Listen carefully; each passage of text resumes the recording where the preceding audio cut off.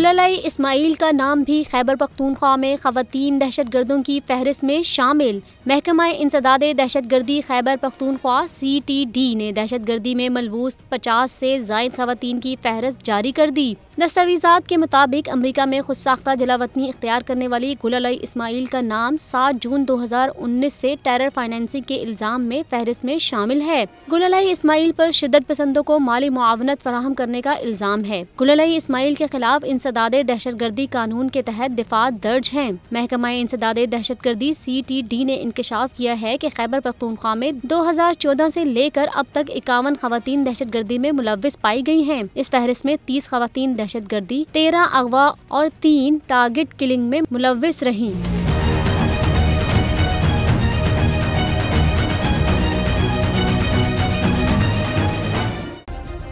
Subscribe करें और bell दबाएं ताकि कोई खबर रह न जाए।